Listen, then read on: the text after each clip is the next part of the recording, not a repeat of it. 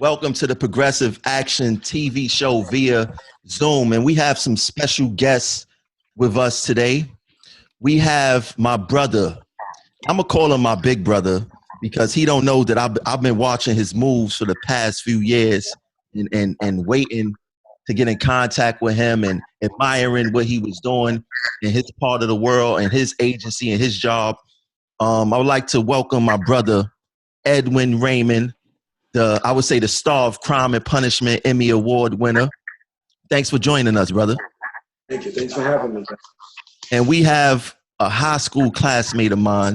I have been watching her growth on Facebook, going from a nurse to now being a doctor, very intelligent. She was on a show the other day with Senator Kevin Parker. She gave some excellent advice. She actually stole that show. She was really supposed to be on this show for the first time. But, it's all good. Welcome, my sister, Dr. Adebanke Adebayo. You know what I just noticed when I looked at your name yesterday? What? Your first and last name have the first three letters as the same. Yeah, first five, actually. First five? What's the significance of that? It's just the lineage that I come from, and because my family's Yoruba and I'm Nigerian, so that's where it comes from. The Ade means royalty or crown, and okay. So it just means the crown is taking care of me or pampering me. All right, and we also have my brother, another big brother to me, my brother Zaire Jones. He have groomed me a lot for what I'm doing now. He taught me a lot of what I'm doing now with this technology stuff, and I would like to welcome my brother Zaire. What's going on, bro? What's going on? I was muted for a minute. I still got these fire trucks going on out here. They do their salute. So I'm gonna continue to mute for a minute, and when y'all ready, I'll jump back up. All right, that's what's up, man. Thanks for Alexander for tuning in, and my sister Trina. I welcome y'all. So let me start with my brother Edwin, man. Let the people know who you are, what kind of work you do, and we go start there, and we go get into the meat and bones of how inspirational you are, not only to me, but a whole set of people out there in the world. Yeah. All right. First and foremost, thanks for having this program. Thanks for having me on. Edwin Raymond. I've been a police officer here in New York for about 12 years. And ultimately, I'm just somebody who loves the people. That's how I always describe myself. That's what my motivation is, what I do. I joined the police department in 2008. After already going through experiences that I didn't like. So now that I was on the job and I was being told to do these things, I just couldn't believe how everyone else just went along with it. So I started voicing my opinion first internally, which wasn't received well, but then I was forced to have to go public after really studying what the issues in policing are in New York and even nationwide. And so I'm the lead plaintiff in a class action lawsuit with 11 cops. The media refers to us as the NYPD 12, a documentary that's now on Hulu for Crime and Punishment. It's a good crash course in the work that I've been doing. I've basically been advocating for the Black and brown community. I've been advocating for police officers to be treated better by eliminating arrest, summons quotas. So no matter how much is denied, the way that the department has operated for years is police officers have quotas that they have to meet and how many tickets they have to issue every month and how many people they have to arrest. And that creates a very horrible situation for a cop. 5 years ago. Yeah, go ahead. I thought you finished. Go ahead. Yeah. If you put it this way, when you get assigned your time for your meal break, your lunch break, your dinner break, or whatever you want to call it, depending on what time you work, you have to, it's not guaranteed. You go in, you have to request it from the supervisor at the desk. If you don't, there's some precincts, if you didn't have at least 3 stop, question, and frisk, you weren't getting your meal break. If you didn't have 2 summonses, you weren't getting your meal break. You understand? So literally the cops are out there because they're giving you that summons because they're starving. No hyperbole. Literally to eat their breakfast sandwich, they got to give you 2 summonses or find 2 people to give it some. This is what was going on. And I just could not believe. I remember thinking to myself, Now imagine if I wasn't Edwin Raymond, the police officer. Imagine if I was the doctor or the transit worker or some other professional. This is what I'd be subjected to, you know? And so many times, my first 3 years on the job, I didn't have a car. So I took mass transit. And I actually started out as a transit cop. And so many times I take the train home and the same transit cops I'm working with are trying to stop me. And after I exit the transit system, the cops standing outside, I used to live in East New York, in the 75th precinct, are trying to stop and frisk me. Until they get closer, I show them my shield, and they're like, "Oh, my bad. You know how it is. You know what it is." And I'm like, "Yeah, I know what it is. You're trying to meet that quota." And that's when I said, I gotta do what I gotta do to eliminate that quota. Look what's happening. And most of the times, people are gonna be able to go on with their lives, but every now and then, when chasing the quota, it can literally get dead. You know, if somebody doesn't comply or any other reason, it can get deadly. You know, because we're stopping people for nonsense all day. So basically, I took a public stance, by way of New York Times article, Crime and Punishment, a document, Emmy Award-winning document, and I continue to use my voice and use my platform to get changes in policing. How did the Crime and Punishment documentary come about? Because I'm quite sure it probably didn't just fall out of the sky. How did it like someone approach you and say, "Hey, we should do this documentary regarding things in NYPD"? Like, how did it formulate? So the federal lawsuit was already it had already been established. So I jumped onto a moving train. The filmmaker was already filming the other officers in the lawsuit. And when my story went public with the New York Times article, that's when he asked me if I would be willing to be filmed to add to the body of work that he was capturing. And then everything wrapped up at the end of 2017 and became Crime and Punishment.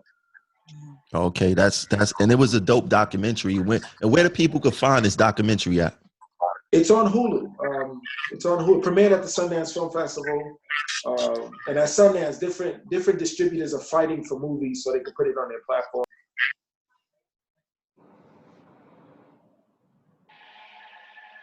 Check out Crime and Punishment. It's a Hulu original documentary, Emmy Award-winning documentary.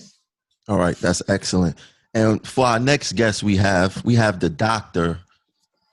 Adebanke. You don't understand how proud of you I am, sis. Like, we went to high school together. It's like I went to high school with a classmate, and now she's a celebrity now. You're right. The front line. Right. So let the people know about you. Hi, my name is Adebanke. My name is Dr. Adebanke Adebayo, and I'm currently an emergency medicine physician. I grew up in Brownsville, currently serving in the Fort Greene area of Brooklyn, New York. Interesting. That's it. Yeah. So over the last couple of, we'll say like 50, 60 days, just been serving the community in terms of Corona. Been working as an emergency medicine physician for the last 4 years. And it's been truly an eye-opener. Getting to see like some of the disparities in our communities, some of the differences between socioeconomic statuses, seeing the different comorbidities that affect our areas has made me want to work harder for us. That's excellent. So Edwin, let me ask you, before I knew you and I was watching you, I seen you doing a lot of work with Colin Kaepernick. Could you tell us what that work was about? Yeah, so I actually met Colin. One of my first radio interview when I first went public 4 years ago was with Nessa, and that's they're together. So when I came to the studio, Hot 97 Studios, Colin was actually in the studio. He caught a piece of me and the other officers going to NBC Studios. You know, that actually went pretty viral. So he wanted to meet me. We did the interview with Nessa, and afterwards, you know, we discussed a few things, and we pretty much stayed in touch. I respected the work that he was doing because he didn't have to risk it all for us. He didn't have to think about us. You know, a lot of celebrities, especially sports figures, they they're thrusted into the celebrity light at a very young age. You know, they're the junior high school football star, they're the high school basketball star, and college, etc. So they live a very different life from the rest of us. So a lot of times they don't know our reality, because even though they're from the same community, they're of the same ethnicity, a lot of times because of the trajectory of their lives from being sports stars, they don't know our stories. But Colin, he fits that mold, and yet he still took the time out to try to fight for us. So I respected that. I did a press conference in support of him. It was me and 88 cops who joined me at the Brooklyn Bridge, and we showed the world that, don't get it twisted. There are people who think objectively, who absolutely support Colin Kaepernick despite being in law enforcement. You understand? So I've been supporting his work for 4 years. I met him about 6 weeks before he first started kneeling. From the conversation, I wasn't shocked. When I first saw that he kneeled, I was like, okay, this makes sense. Based on the man that I spoke to 6 weeks ago, this makes sense. So did you see any similarities between his fight as being an athlete and what he was standing up for in your own personal fight in NYPD? Yeah, there's similarities there, because we both took risk. We both took risks. We both are in a position, him because of his celebrity, me because of my badge. We're both in positions where we are insulated from what's going on to other Black men. As quick as it starts, I pull out my ID. Oh, now, especially in my rank now, it's like, sorry, boss. I don't have, Edwin Raymond is good. I don't have to worry about that. Colin Kaepernick, obviously, a Super Bowl quarterback. He's good. So, but yeah, we still decided to risk it all for the people. So in that sense, the similarities are definitely there. Okay, now, doctor, as you was going through the medical field, did you see anything like racial that was like targeted at you or holding you back? Because I never thought about that. A Black doctor, the challenges that you may have faced being a Black doctor. Did you face anything like that? So everyone in any position, I think, we have a lot of similarities when it comes to that.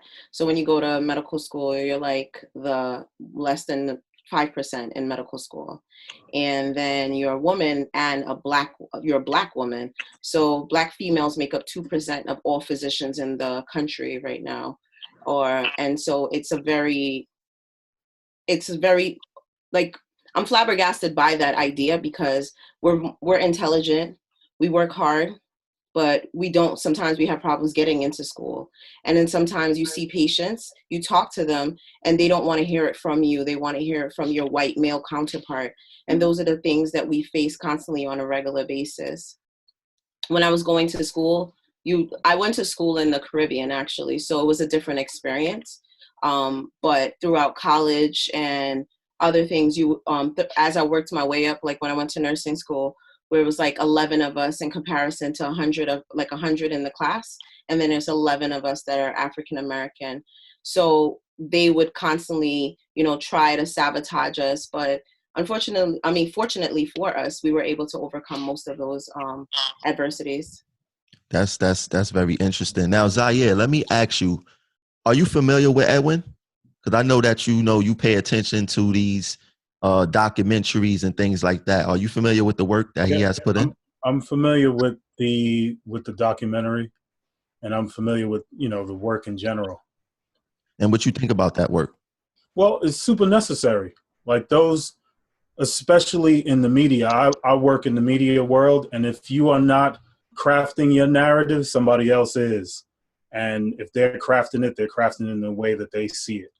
And a lot of times these people don't necessarily know where you come from or what you deal with. So when they create a narrative about you, they create it off of perception or thought. There's no like concrete thing behind it. So when you have a person that can come in and actually tell the story, because just learning that if you don't give out these summonses, you don't eat, there's a correlation between the two.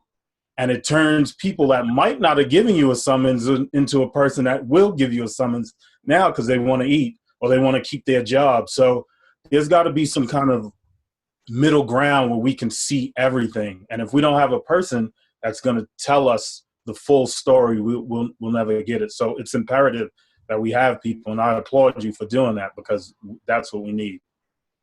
Yeah, and that's the thing that attracts me to his work, because and it boggles my mind as to why, and I'm on the outside looking in, I don't know, he can answer better than I can. There isn't more support of what he's doing amongst the people who look like him. Because I'm quite sure if he's going through it, they all going through it too. Can I say one thing on that? Yeah.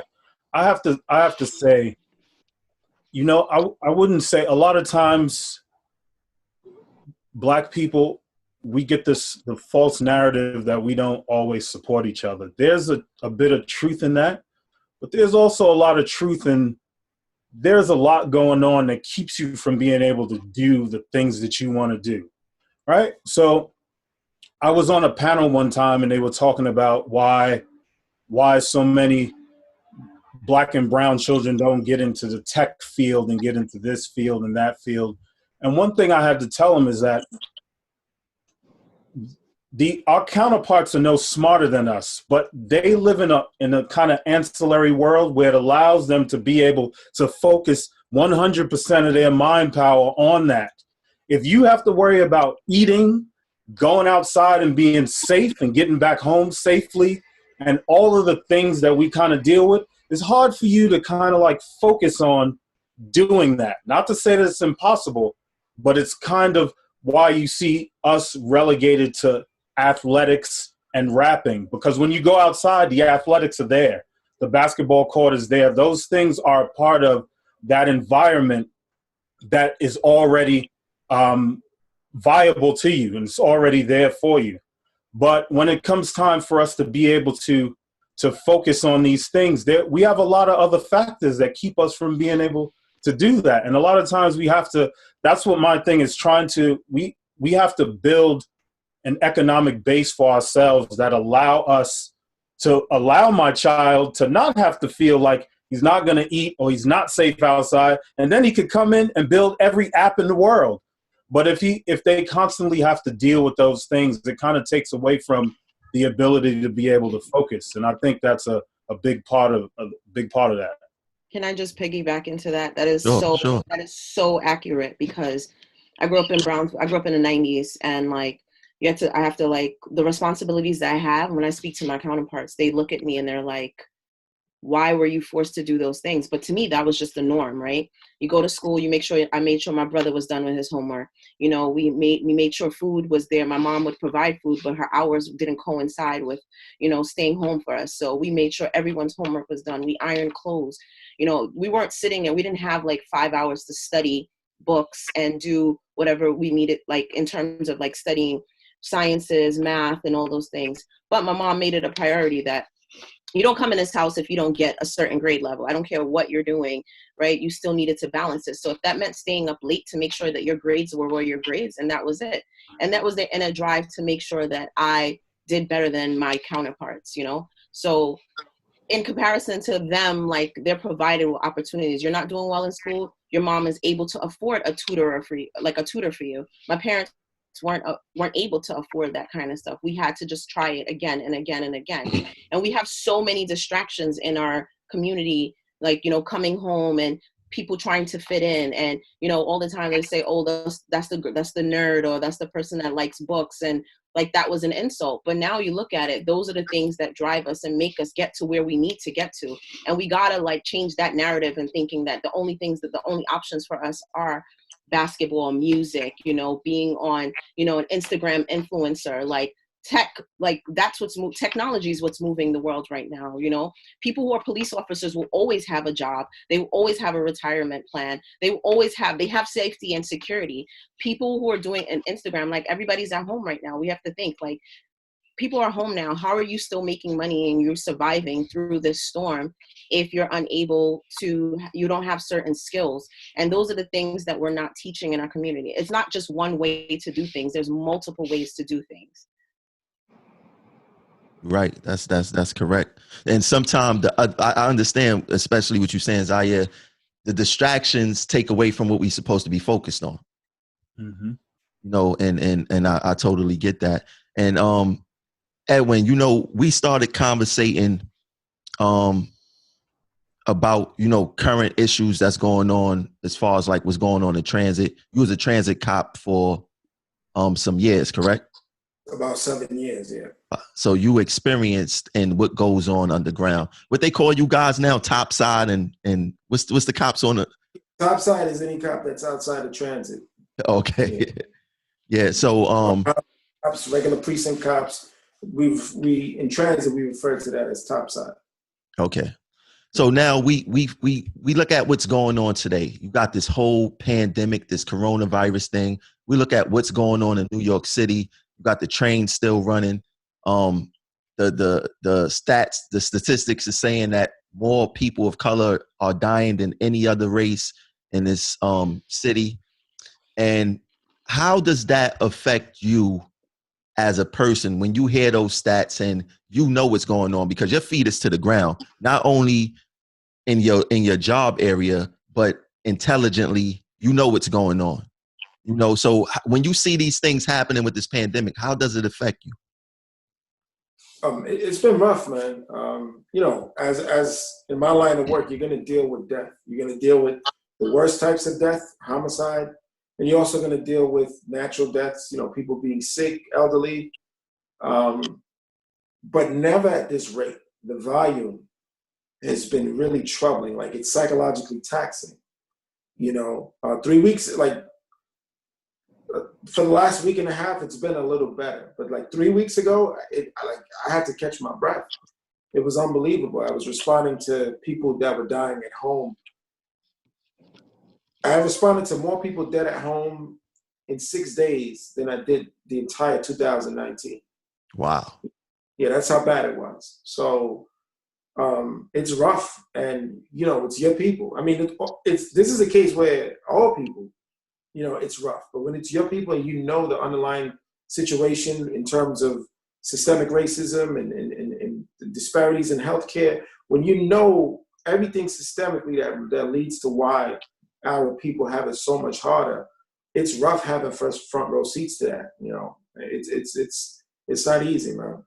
So you agree that the trauma is different when you actually seeing your people there versus. Of course, well, yeah. Well, obviously, when you can relate to someone more, you know, because it's technically a bias, but you're gonna relate to them more. But aside from that, it's understanding our history as a people, what we've been through as a people, and how that contributes to the disparities that we're seeing. That's the part that stinks, you know.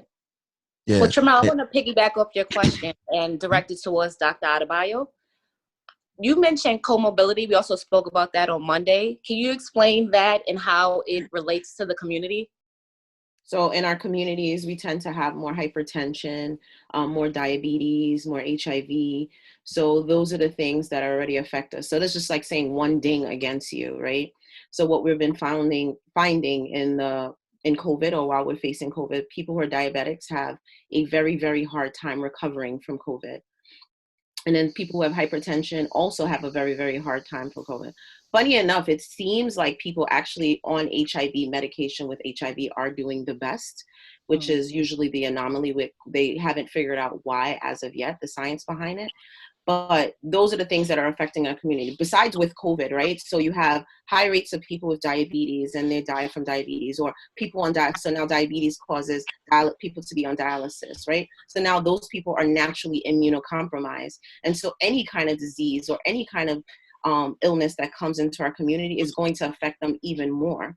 So those are the factors that are precipitating us dying at higher rates. And in addition to all the other stuff that Edwin mentioned, like the racial disparities, you know, the systemic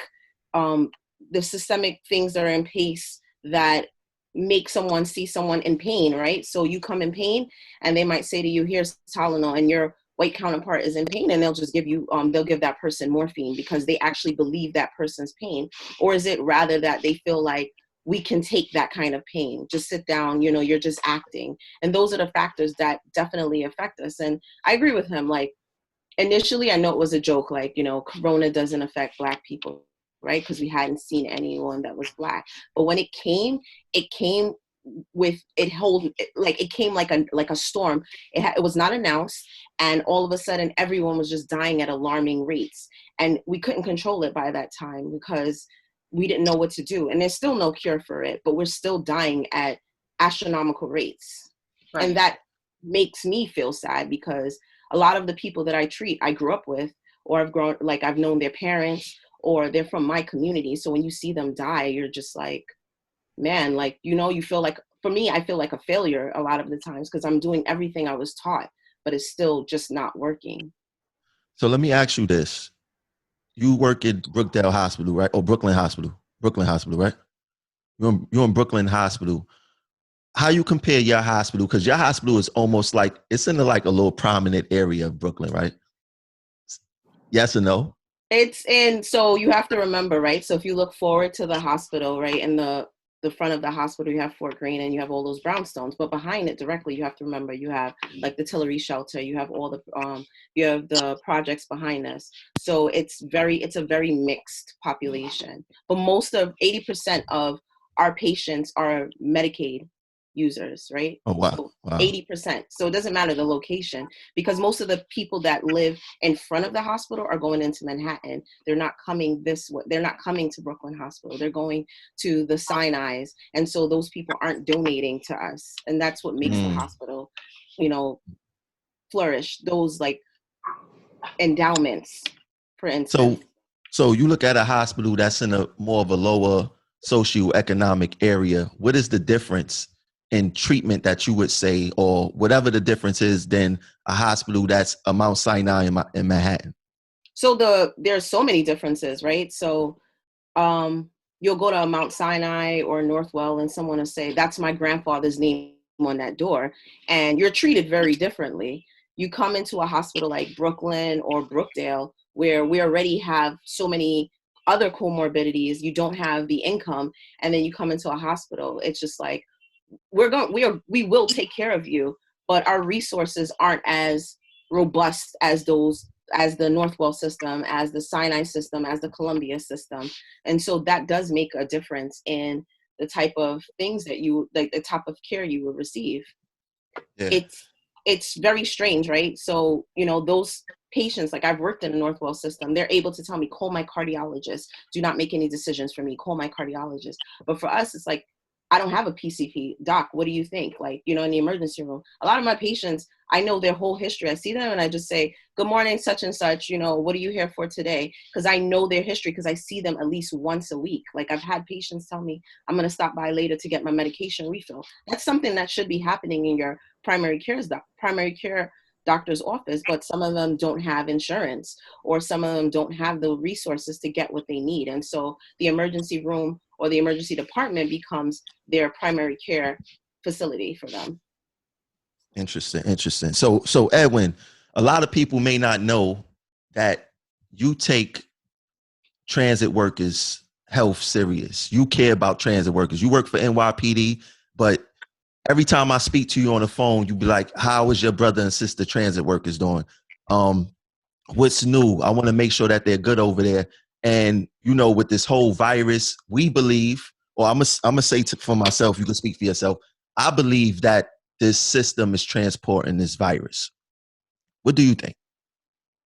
I mean, I don't think it's a coincidence that there's no other demographic in terms of career that's more affected in when it comes to casualties from COVID than transit workers, and just the science of something being airborne and how that tight airspace in the tube, the tight airspace in a bus. I don't think that's a coincidence. Obviously, there's no empirical study that's been done. I think there was one Times article that was released that said that it was starting to get more vindication with the idea, because there was a Times article that basically said, I forget which university did the study, that there is something to the train and buses and the spread of COVID. So in time, in hindsight, I know I'm very confident that the results are going to support the what we believe.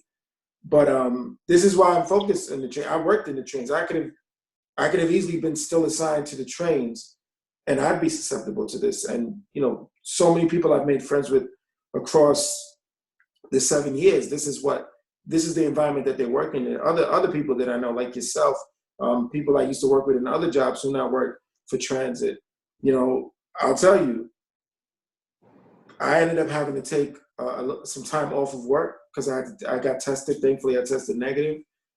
But my very last COVID casualty was a transit worker, was a conductor, you know, and it was a shame, you know, to see him like that, stiff on his back, dead. And you know, we didn't know he was a transit worker right away. Then once we ID'd him, I realized, I said, no, something's not right. And this was 2 weeks after. This was when he died. We were at about 20. Just 2 weeks later, we were at 70. You know, so we need to do more. The governor's recently announced that the trains are going to be disinfected every 24 hours, every night. He said, essential workers, we owe it to the essential workers that we have the trains disinfected, that they know the trains are disinfected every night. I mean, it's better than nothing, but I think we have to find a better way to limit access to the system, especially because it's running at such a limited capacity, or we have to shut it down temporarily altogether. That's what I think is needed. So Well, what's your, because yes, Lieutenant. Do you believe that the NYPD has enough manpower to help or aid in? You had a video where you had a few suggestions on checkpoints. I believe you said it was the same thing that was used during 9/11? Is that what you? Hurricane Sandy. Say that again. I'm sorry. Hurricane Sandy in 2012. Yeah, exactly. Yeah. So does the NYPD have enough manpower or personnel to actually enforce something like that? Because that would actually help. Well, before I and also explain what you said in the video. So again, I am an active lieutenant, but I am speaking on my own behalf, not on behalf of the department. But based on my experience and based on what I know from the experience, yes, absolutely. We were able to have a cop at, you know, several cops at every station just to make sure no one was accessing the station because it was shut. So those same cops, rather than simply being there to make sure no one's accessing, they can be the same ones to make sure only certain people are accessing. So it can be done. The numbers exist. We have about 23,000 police officers, 36,000 altogether, but in the rank of police officer, entry-level rank, we have 23,000. Okay. And that's not including about 6,000 detectives. So let me ask you this. When we have issues on our trains with the homeless, we call the police will come, and the police will even if they assault us, they won't arrest this homeless individual. They would either remove them from the train or take them to the hospital. And like I had instances on my train where I had homeless masturbating in front of kids and people and stuff like that. You call the police will come remove them off the train just for them to get on another train. What is that about? Yeah, that's improper. Now, here's the thing. Culpability is important. If the person has to know that they're doing wrong, believe it or not. I mean, there are some exceptions. But if the person is, like, if they lack the cognitive ability to understand what it is that they're doing, they're treated as what's called an emotionally disturbed person. So we take them to seek psychiatric help because that's what they need at the time. It could be possible that the officers are abusing this option because personally they just don't want to deal with, you know, a lot of time homeless people have a particular stench, might have diseases, and they probably just don't want to deal with that. I'll be honest, that's probably what it is. But if it's to the point that you're assaulted, that's an arrest. If it's to the point that someone is public lewdness, masturbation, that's an arrest. There's no wiggle room for that. That's an arrest. You know, so that shouldn't have been handled that way. But the other thing that we have to factor into is, like, in our communities, we need more mental health care, right? Yeah. Because as the rent has gone up in New York City, a lot of people can't afford their places, so they become homeless. Homelessness in itself, you don't have anyone to talk to.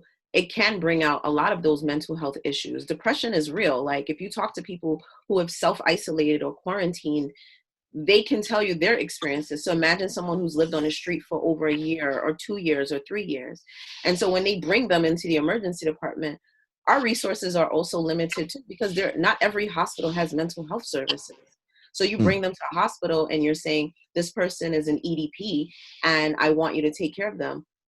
My job as a physician is to make sure they don't want to harm anyone. They don't want to harm themselves. They're alert and they're oriented, right? You know your name, you know where you are, you know what year it is. I can't hold you against your will. Like, we're not officers. So it's this big circle of things it's this big circle, and we need to solve that problem amongst all the departments. So it's healthcare, it's transit, it's the police officers. So we know what we should do with it. And that has to come from the mayor's office. That's not something that's going to be solved by like individuals. There has to be something set into place to make sure that these people receive the proper services. Like right now, you don't see a lot of homeless people because they've opened hotels for them to stay to reduce the COVID spread. But then what happens when we open back up? They're not going to be able to stay in the hotels anymore. So now crime is going to go up, right? Crime is definitely going up now. Crime's going to go up. We're going to have problems with people on the street. And we don't really know that all of them are being actually treated for COVID. So that's going to open up another door. Yeah. So I have a question. Well, just great points. Just to add, interject. In the transit system, in the subway system, there has been an increase in homeless, in seeing the homeless. Just one, we're running so many, like there's just not as many trains running. Right. So where, just a raw number, if 100 homeless people were to occupy 25 trains, you'll have 4 on each train.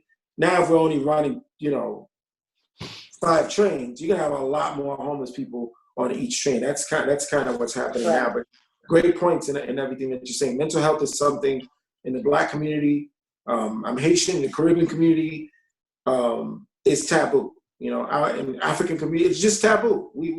We're so accustomed to tough lives that we don't acknowledge that it's not okay to wake up and feel as if you don't want to get out of bed. We don't acknowledge that it's not okay to feel the way that many of us feel every day. And there's help for that. Part of it starts with acknowledging that it's an issue. But go ahead. Oh, well, I have a few relatives in, I guess, that work in hospitals, and they say that, and I've also personally witnessed it, there seemed to be a revolving door of homeless people, I guess, well, she would call it non-domiciled. Undomiciled, yeah. Right, in the emergency room, and then they will go bounce between the emergency room and back into the subway system. How is that looking now with COVID-19? Do you guys still get the same amount of people coming in, or now it's more restrictive of who enters the hospital as far as the non-domiciles? I think when I did the first interview on Monday with you, I would have said, it's reducing. Most of our non-COVID patients are undomiciled patients, right? Most of them that come in, it's either intox. They know that if they drink, they're going to get picked up, and they'll get sent into the emergency department. So that those numbers went down because of the hotels, but now they just started picking back up.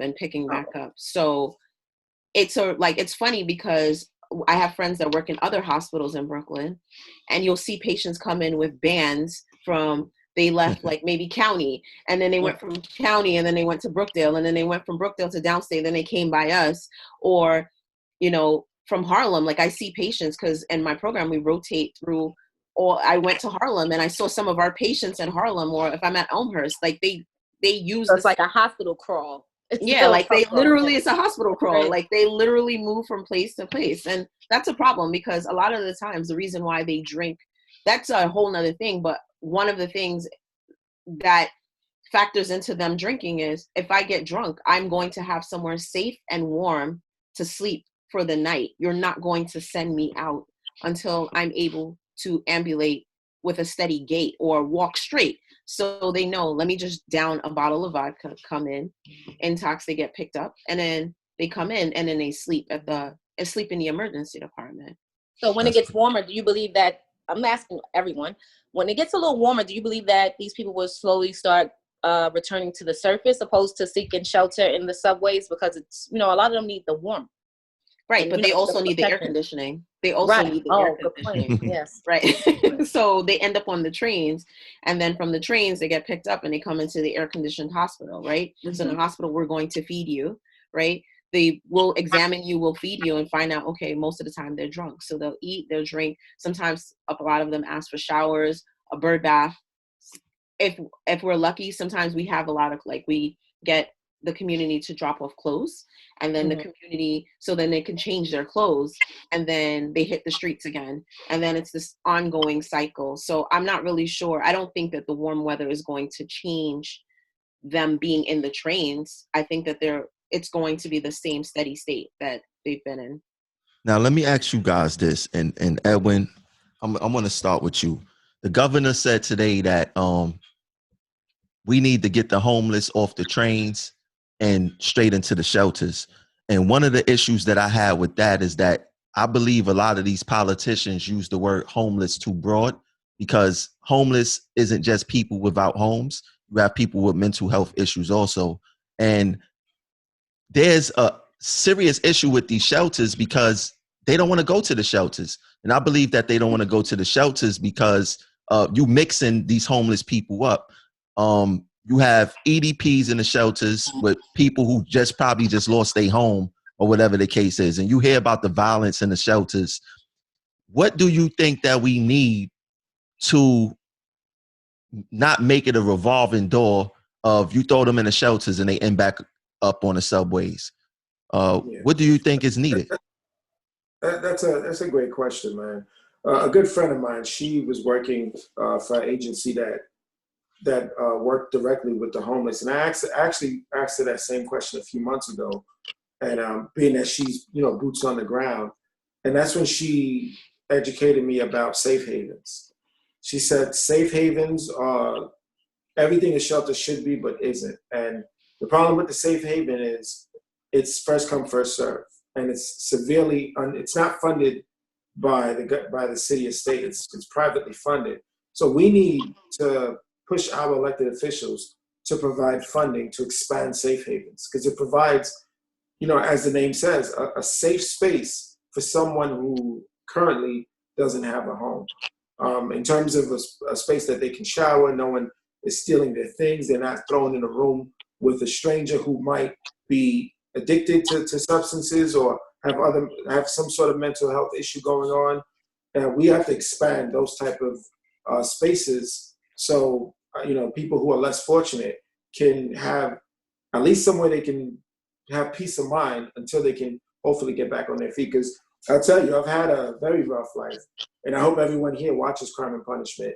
I start to mention a little bit about my childhood, but one thing I've never had, I've always had the ability to go home and shut the door. When you shut the door, you shut off the world. You're in your own space. And as rough as my life has been in the early years, I can't imagine what it would have been like if I didn't have that option. Imagine having a bad day, the weather's not good, all the things that make you want to go home, but there's no home to go to. And that alone could drive you crazy. So we have to try to expand on these safe havens for people without homes. And Zaire, I would like to hear your thoughts on that same question. Well, it goes back to what we were saying earlier. Like, if you are a person that is in that position and you're looking to, like I was reading something that there are so many city workers, sanitation, et cetera, that are homeless, that live out of their cars and those things.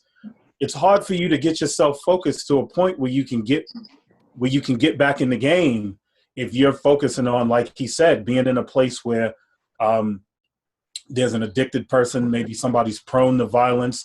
It stops you from being able to be your best self. And so the idea of the safe haven, having a place where people can be safe and can start to work on getting themselves back, that's going to be imperative.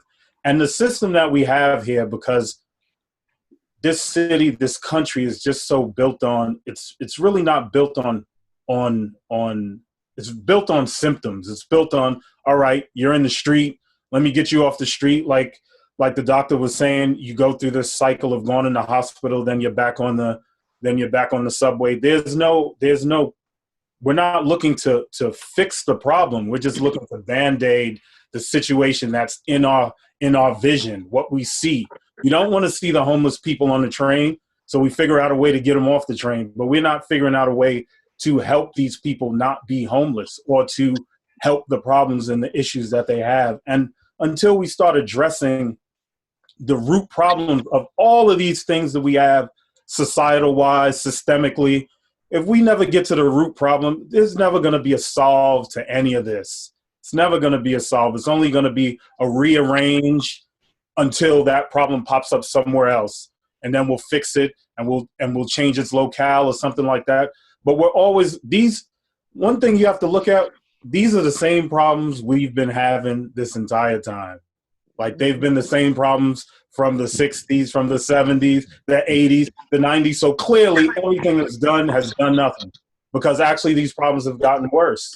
So until we get to that point where we can try to serve humanity and serve people as people, it's not going to be a change. And that's where I think we need to start. I just want to commend Edwin, because I met him during the Crime and Punishment premiere at BAM initially, and then I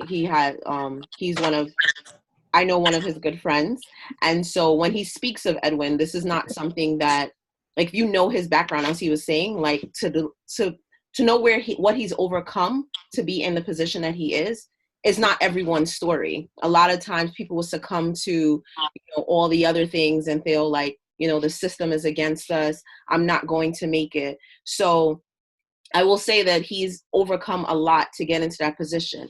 Like, we don't have, like, the problem is sometimes we need those examples to be in the forefront. We need people like him, like Zaire, like myself, like you, Tramel, like you, Nuke, to be in the forefront, so people see that a lot of us did have rough upbringings, but you know what, we've made it, and we're not getting that so much. We don't see that as often.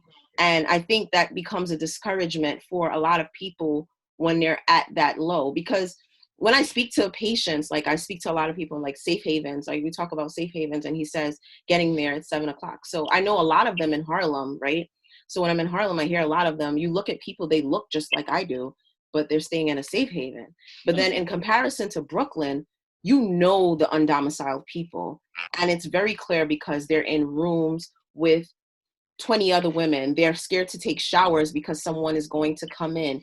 Or I had a patient one day who came in as an EDP, and she had a fight, and I asked her what's going on, and she was in cuffs, and I asked them to take off the cuffs, and I spoke to her, and she's like, listen, I was just trying to write my resume. I have an appointment. She's like, I have an interview at 3:00, and I was having a problem, and somebody just kept blowing in my ear the whole time and harassing me. So she's like, can you please just discharge me and get me there?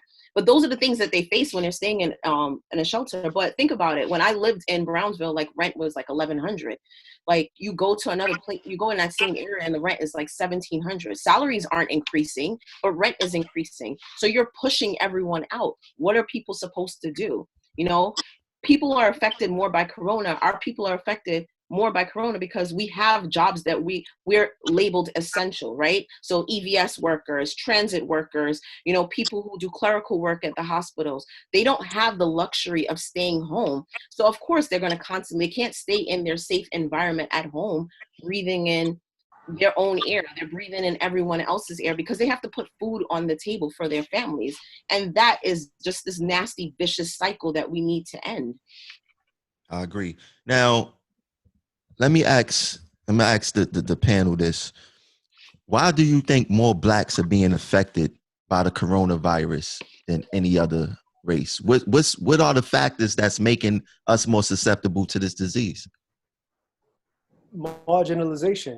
We're marginalized people. We're always playing catch up. When the pie was divided, we were left one slice to split between a whole nation. We don't have the luxuries economically to, like the doctor stated, to stay home, right? We're forced into environments, into circumstances that put us at a greater risk. There are people at transit who worked at the height of the epidemic knowing they were sick because they didn't have sick days, and the consequences of them not being able to pay their mortgage, not being able to pay their car note, not being able to pay their kids' college or private school would lead to their lives becoming in turmoil and them ending up on the trains. So they chose to risk their lives. They chose to potentially die just so they can make sure that in 2 weeks they get that $2,600, $2,000, $1,800 paycheck. And that's people in a median income. What about the people who make $900 every 2 weeks and their rent is still $1,800 and they still have to feed their kids? And because they're in that above $43,000 a year, but underneath 60, they're not eligible for food stamps, or they can't get Section 8. And now every single one of their dollars is attributed to their survival. And with that, you have an unhealthier lifestyle. With that amount of stress, with the environments that you're forced to live in, because we already know if you live in Park Slope, the rent is $2,800 to $3,200 a month, $2,400. You can't even afford that. So now you're forced into other communities or other environments where everybody's on top of each other. And as Zaire stated, this goes back to the day we left the plantation. This is not a new reality for Black Americans. Black America has never been fighting to be greater. We've only been fighting to be equal. And that's a real, capitalism doesn't afford the luxury for everyone to have something. There is a system set up that you have to have people who are going to suffer. The solution to that, Canada. Other than that, there's no reality for that here because it's not designed that way. You can't have a capitalistic system where everybody eats. Someone has to do the work while someone sits home and swims. It's just the nature of our society. Well, let me ask this, because we could point fingers, all we want. Now, I could control what I eat.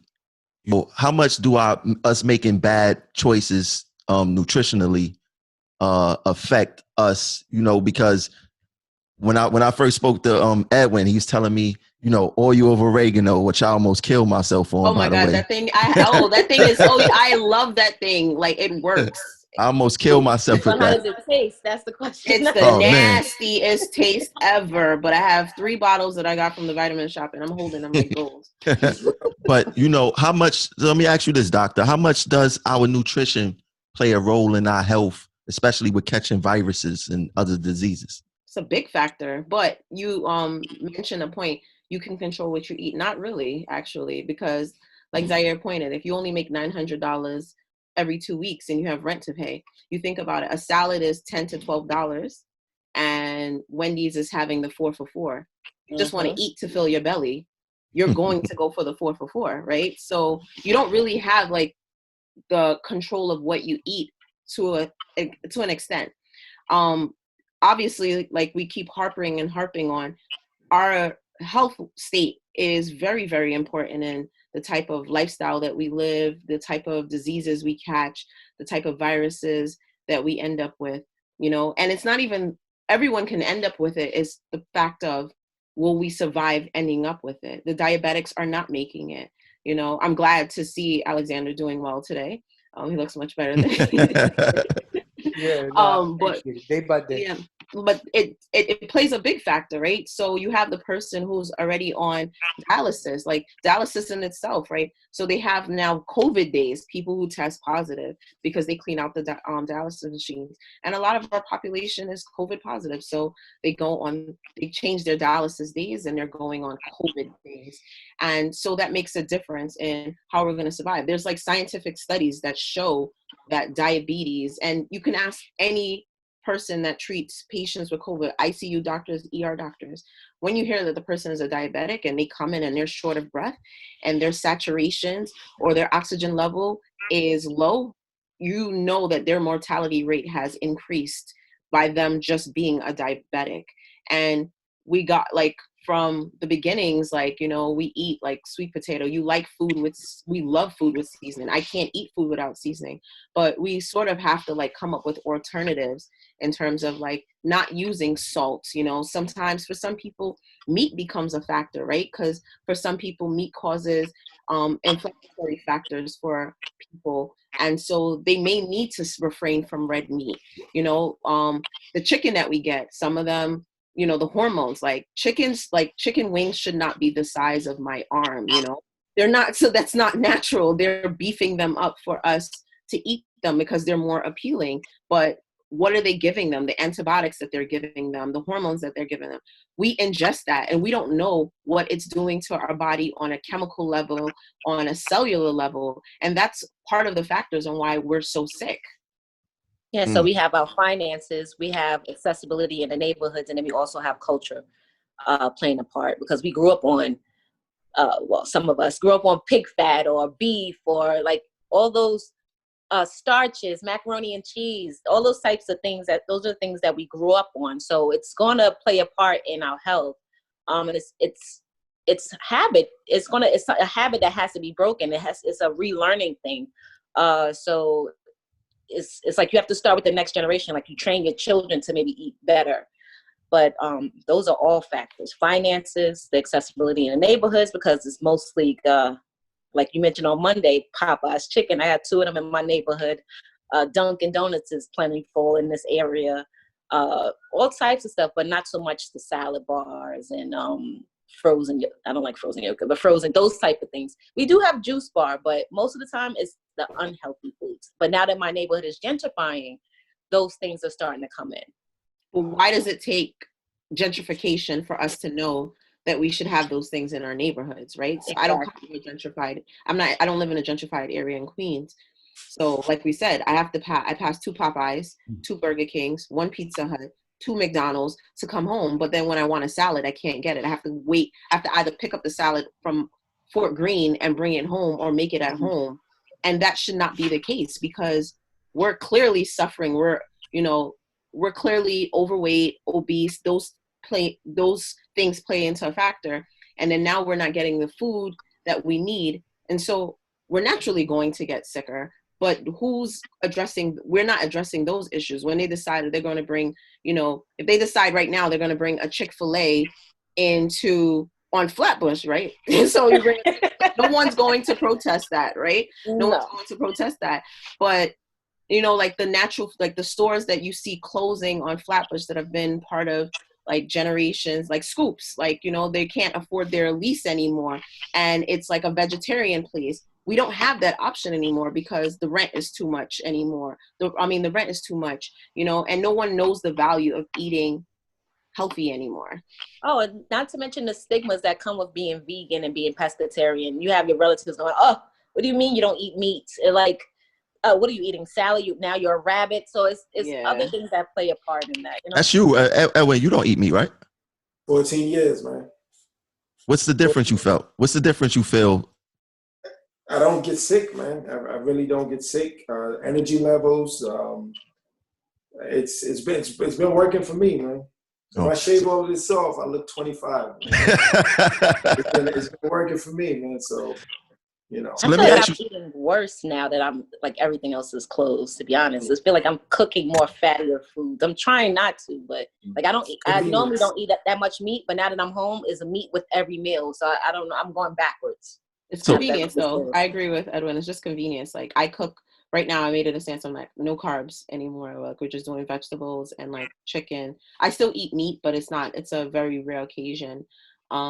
So fish, more of those things. And the problem is that it's just planning, right? So you have to have preparation. Like you have to decide what we're eating. Like I literally have to say what we're eating for the entire week, have all those things in the house and decide. And now I started, using other mediums to find recipes that don't involve so much salt and so much fat. Or if I see that they say use a certain oil, I'll substitute it for an olive oil or a grapeseed oil. And that's what's been helping.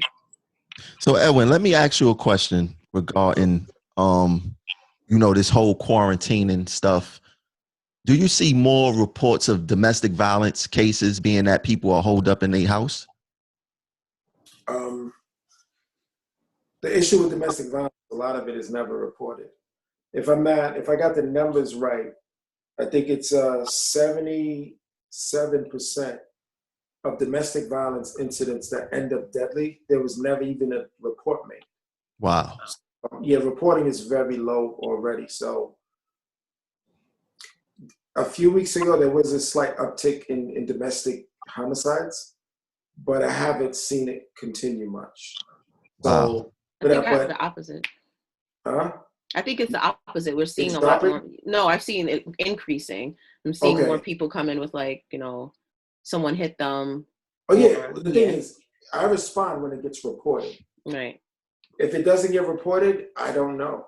So, and reporting is already an issue.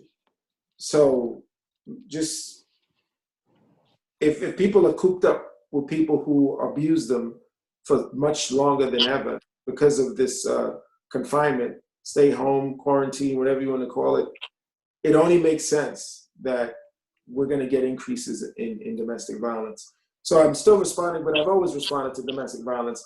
But I can't say it's been too much of an increase because, again, reporting is always just so low.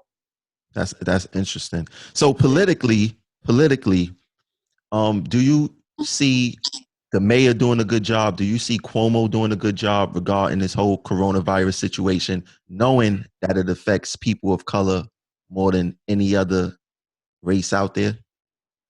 I mean, in their defense, this is something that just, this hit everyone hard. This is a global.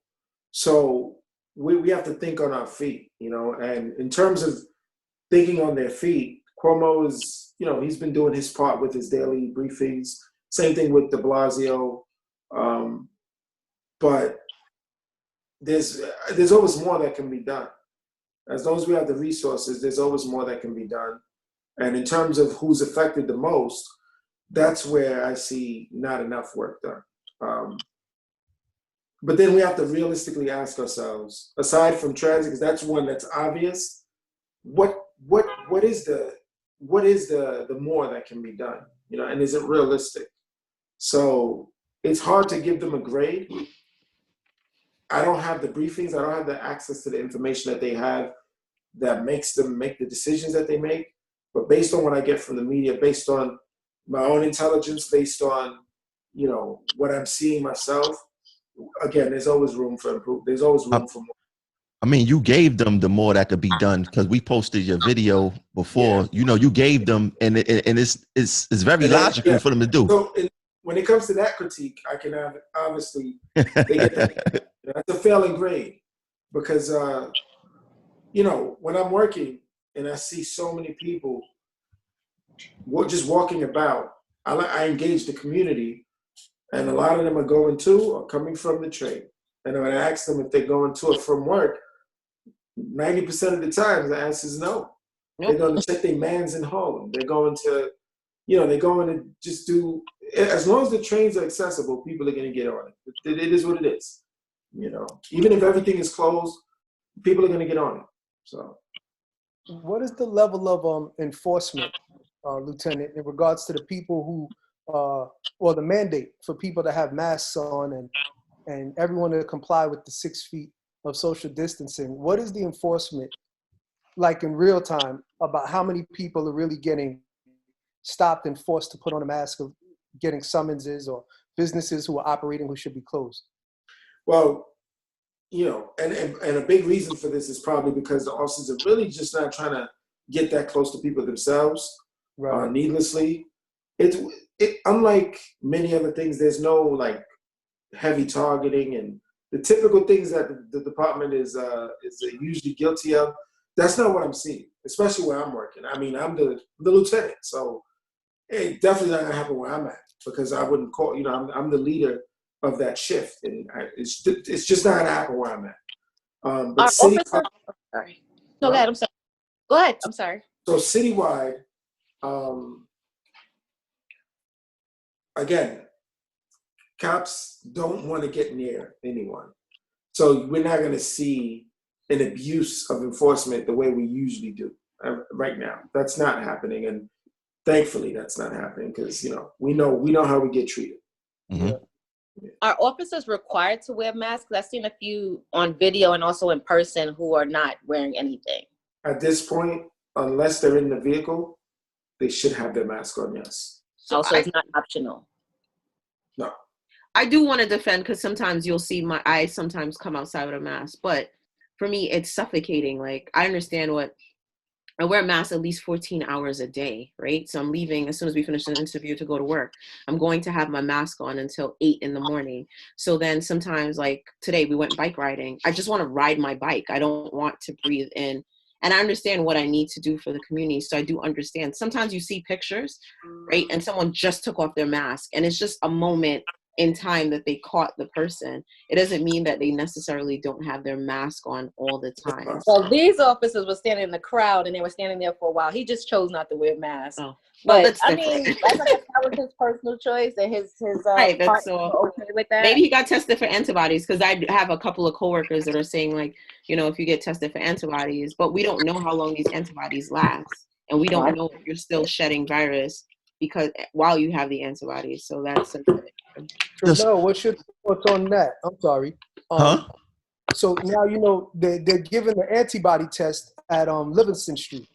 And, Okay. And now anybody who wants to get the antibody test can go online and sign up and go down to the MAC and get the antibody test. Now, I've never known transit to be that forthright and to have our best interests at their heart. I always suspect something more devious behind whenever they want to lend an extended hand, that they give you mumps and rubella on the blanket behind it. So oh my God. I don't necessarily know, and maybe the doctor can answer this, in regards to HIPAA laws, like by them offering these services for the workforce and for us to be the priority to get these antibody tests, are they privy to that information if we want to not divulge the results of those tests? No one said. Right, I'm sorry. No, I'm sorry, I cut you off. I thought you were finished. No one's supposed to know your health information. No one. Like, no one. Even two doctors in a room and I'm not treating you, I should not be able to access your information. So that information is confidential between your healthcare provider and yourself. That information should not be divulged to transit. They, like, a lot of times when I fill out the transit form, they want to know detailed information, and there's HIPAA for that. I'm not going to fill out.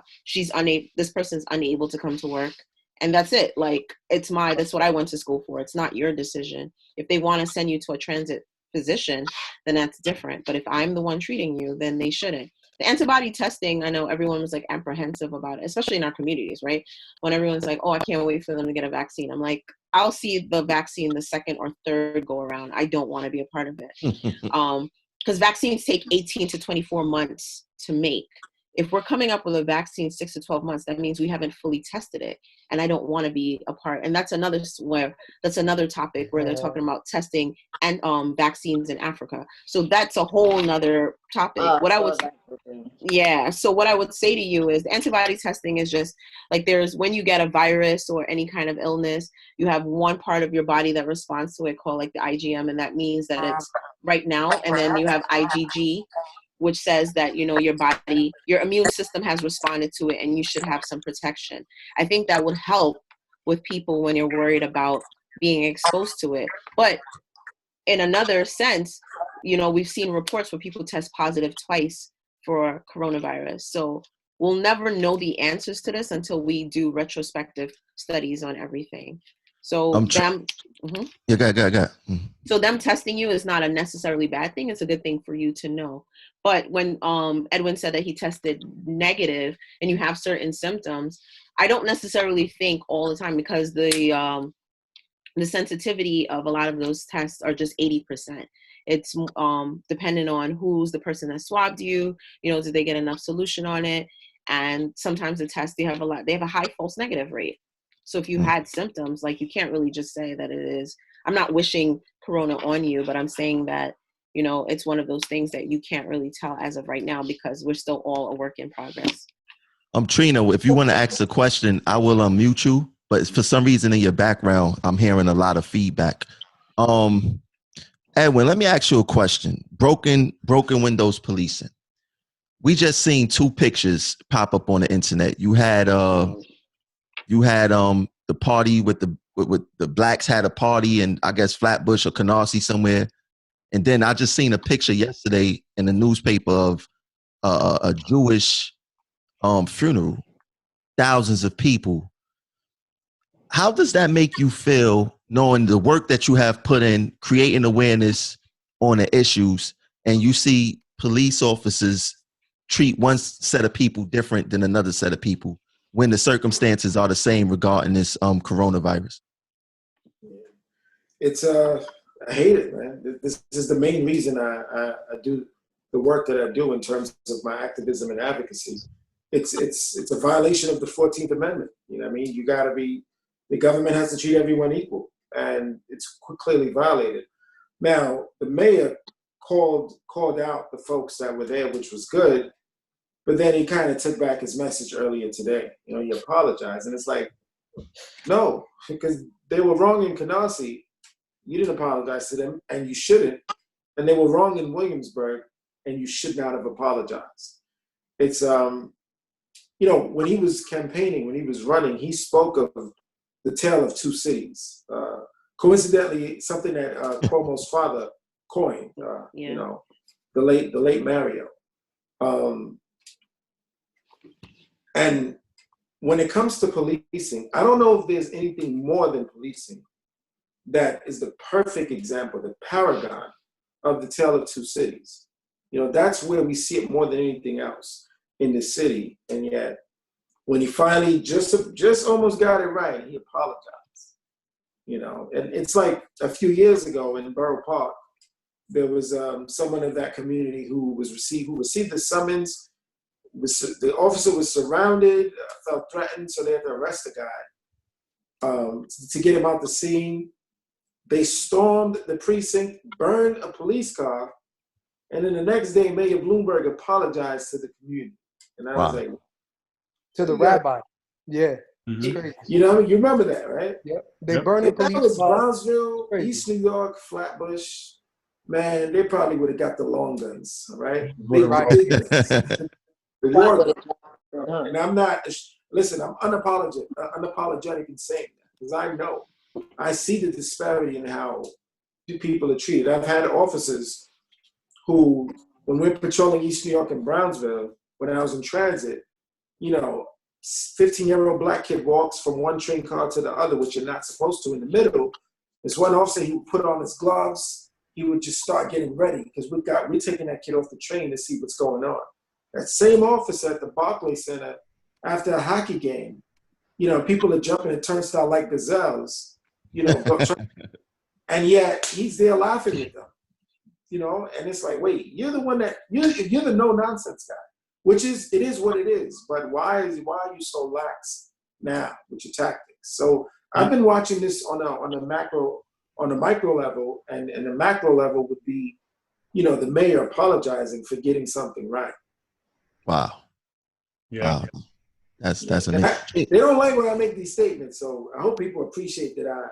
Because every time I speak, I risk it all. Well, You know? to piggyback on what he said, it is all about the politics there, and it's from the top. So there's never, like, you're never going to get justice. You can't get justice unless you have influence. Economics gets you influence. Influence gets you political influence. Political influence gets you justice. So if you don't have economics, you'll never get justice. It doesn't work like that.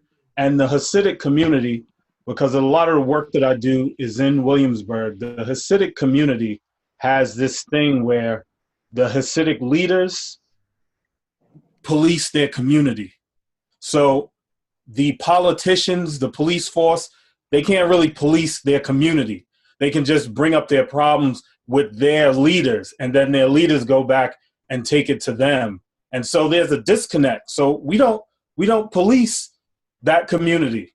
The politicians don't reprimand that community, which is why he apologized for what he said, because they understand the influence that community has. And when that community votes, they vote with what that one person wants. When that one person is aligned with that political figure, they know they got that entire community. There's not even a change or anything. So what they do is they cater to that one person, and that one person makes sure that their community is left alone. And that's something that Black people do not have. It doesn't exist. So you won't ever get any justice.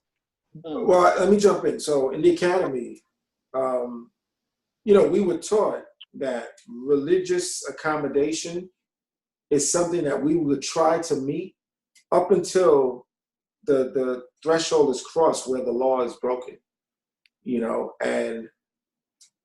And the perfect example, the example that they used was a Rastafarian who consumes marijuana. They said, you respect Rastafarians up until they consume marijuana. At that point, they're locked up for a misdemeanor. And this was back in 2008. But the Hasidic community, unfortunately, it does not apply to them, and it should. Mm-hmm. Because legally speaking, what you said about how the elders, etc., police the community, that's a de facto system. It's not official. Officially, if penal law is violated or New York City rules and regulations are violated, it's supposed to be handled differently. Yep. Now, depending on the severity of the infraction, if it's innocuous, it's not that serious, the police department has discretion, and that's all fair. But when the other side of town, those same innocuous infractions are being used to legally stop people, to lock up people, to try to search them, and it's one thing when you're doing it to someone who is an issue. Because I'll be lying to you if I told you that there weren't instances where I had someone stopped that I knew was a shooter or some other type of issue, and I had to use that technicality. But when you applying this as a broad brush, simply because of the zip code and the demographic that lives in the zip code, now we start to have a problem. And some folks from the Jewish community attacked the mayor, saying that there are over 1 million people, Jews, and he's singling it out. He singled out an entire religion. Had he said the word Hasidic, I wonder what the critique would have been then, because I get the technicality of that critique. But, I don't know, man. It shouldn't be the way it is, where basically the same respect should be afforded to us. If you're going to, we have elders, we have leaders in our community, we have people that you can go to, whether it be clergy or other elected officials, people who are respected, advocates, activists. If that's what the department is going to do and how it polices communities, then go to those folks and get them to solve as many of the issues as possible. Mm-hmm. So I have a quick question, right? So one, just to play devil's advocate now, right? So I have a friend who told her rabbi, during Passover, make sure that, she's Orthodox. Please do not, tell, because that rabbi has a lot of power, do not allow them to get together for Passover. But they have certain prayers that they need to have 10 men together. And so some of them would do that. But that's a whole religious, how they pray and everything. But let me ask you a question now. Corona is affecting us at alarming rates, right? We get together and one person gets it, 5 people get it, 20 people get it. And then in their community, it's not affecting them as much, right? Why are we so focused on, I get the treatment, right? That part is another thing. But right now in this pandemic, should we not worry about just protecting our communities in terms of the virus, getting over this virus? We gather together because we have the highest rates of death. We have the highest rates of positive patients. And then we get together and then we pass it on. Of course, they're obviously having corona deaths, but their rates are not as high. Why are we fighting together? Shouldn't we say, no, I still want to stay home despite what's going on? Oh, I don't think, please don't misunderstand. I'm not saying we should be able to gather. I'm saying, but the question was more so for those who violate that order, why is there such a disparity in how they're treated? Mm-hmm. I don't want people gathering. Absolutely not. I'm not fighting to say, hey, they gathered, why can't we? if we gather and we get this treatment, why don't they get the same treatment? That's what it is. Trust me, I'm not. Please. No, I'm not. It's not really towards you. I'm just saying, like, I've had multiple questions say, like, they're having weddings, they're having funerals, and I've mentioned this. People, yeah, that's that cabin fever. Right. Yeah, that's the wrong thing. Anyone who's thinking It's mostly the funerals too. It's the funerals because traditionally homegoing is like the most important factor for like, at least I'm Nigerian, like more than your christening, your wedding, but your funeral, out of all those three things is the most important.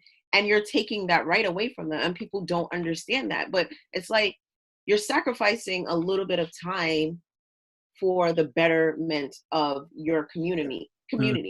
Doesn't it make sense to just do as told for now, and then we can fight? But if you're dead, you can't fight a battle, right? Well, one of the critiques that I have of our people, something that I realized, because it's just very different from how I operate. A lot of us, we don't think collectively.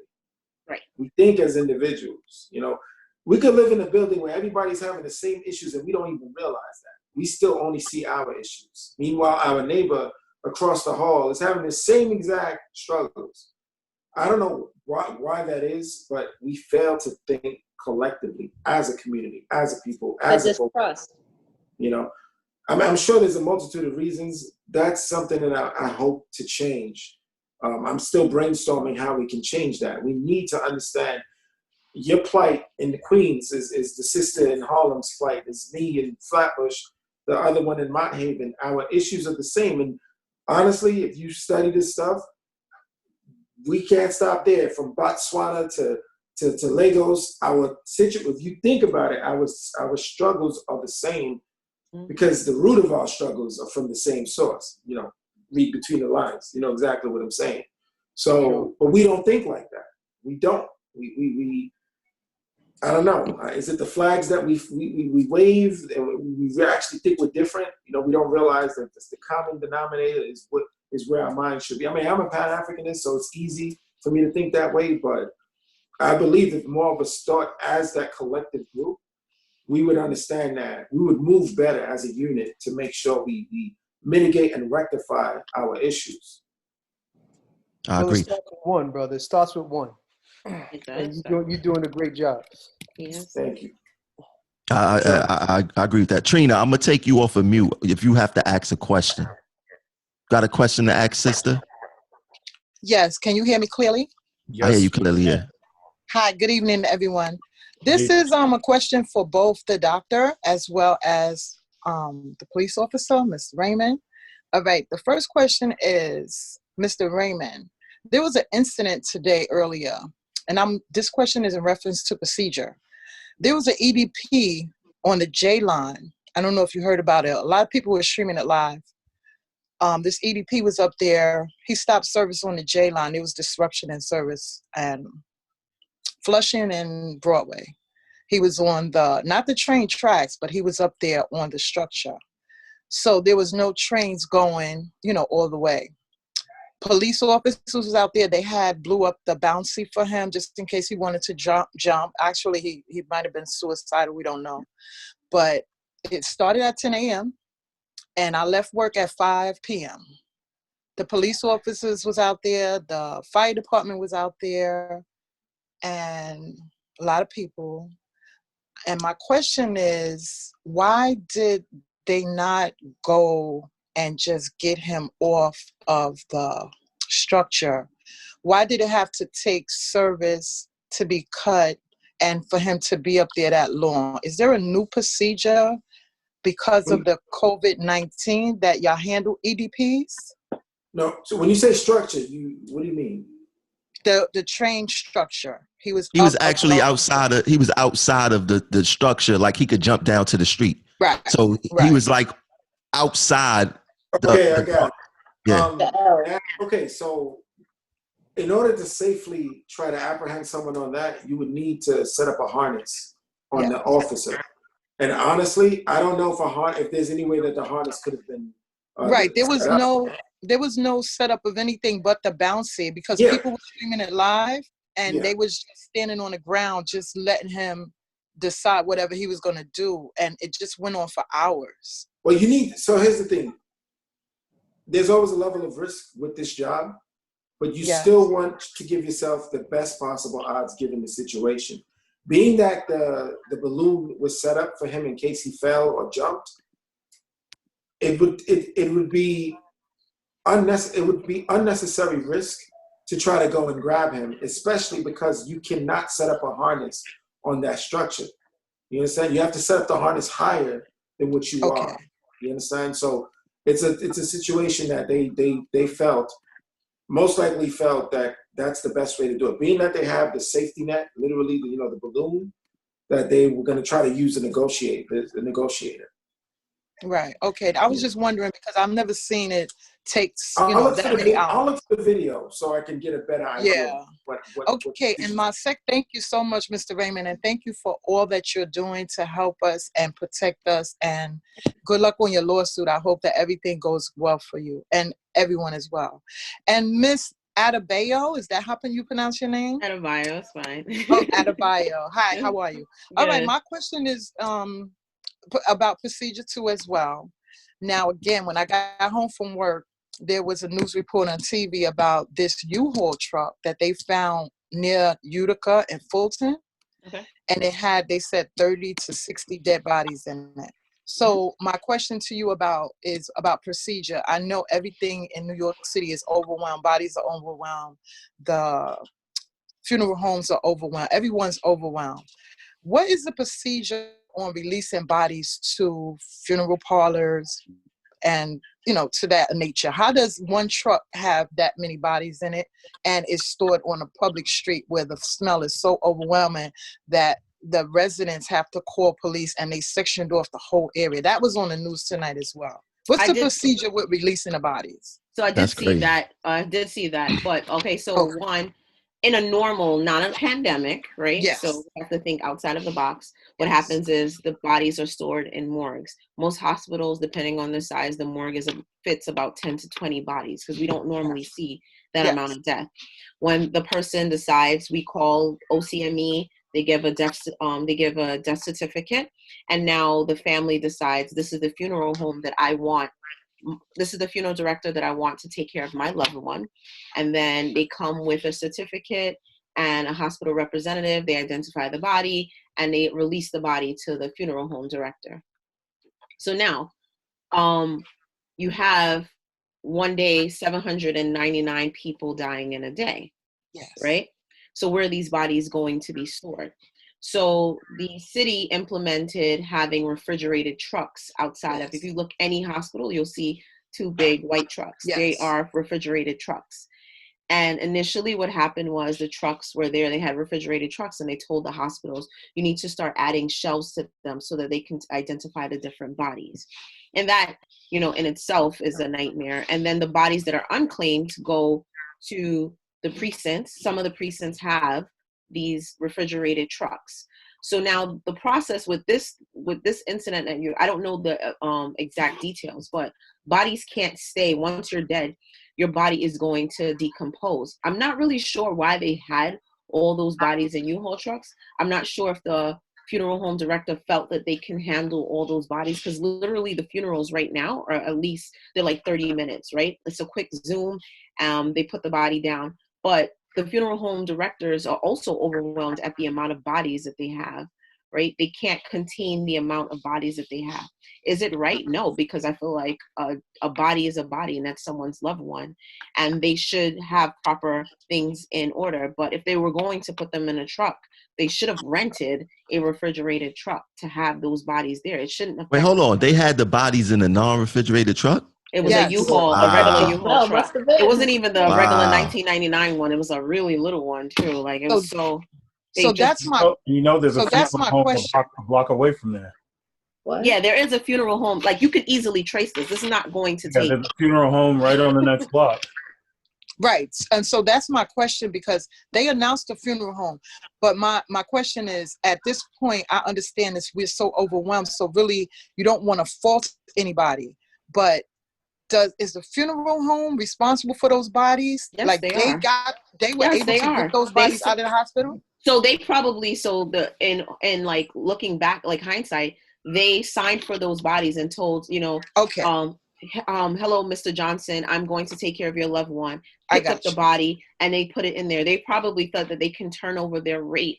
They can turn over the funerals in a fast rate, not realizing that there are other issues going on and someone's going to find those bodies in the truck.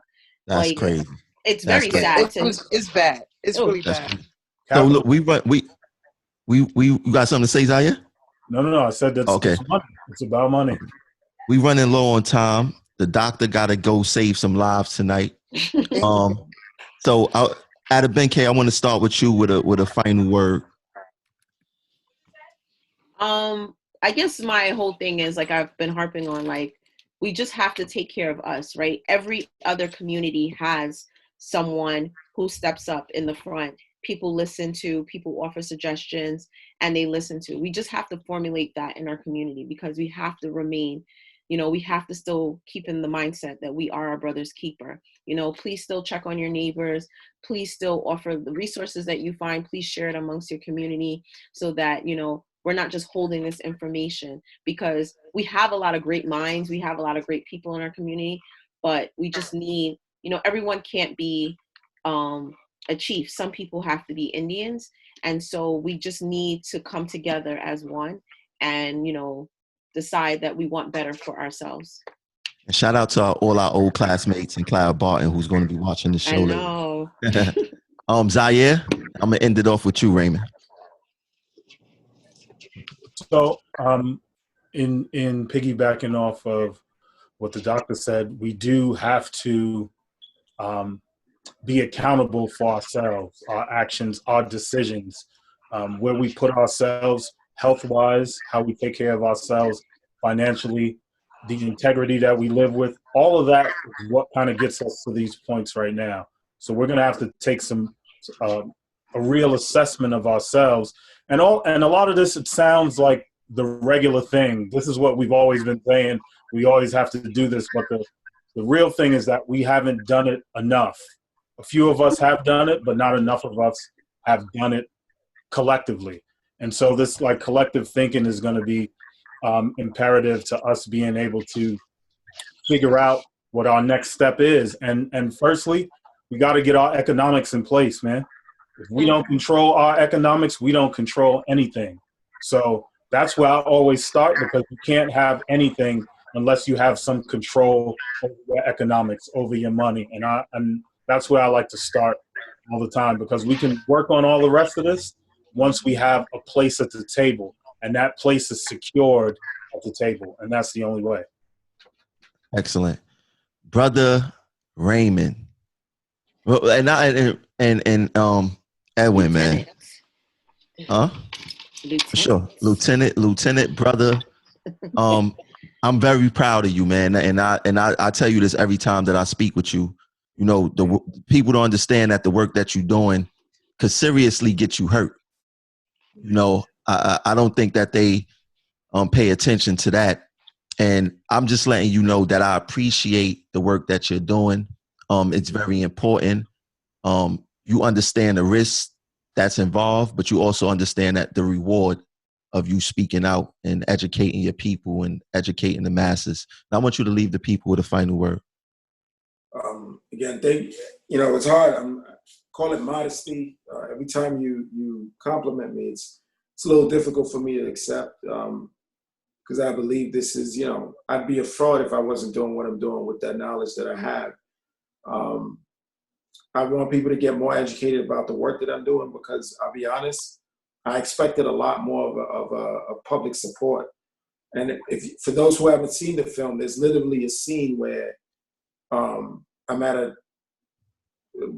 big meeting with activists, and it's very difficult for them to digest the idea of police officers on the front lines of police reform. It's just too much happening in one space.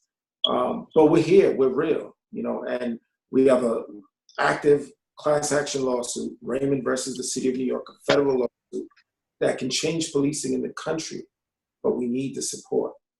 I'm only as strong as the people who support what I'm doing, because I can be two examples.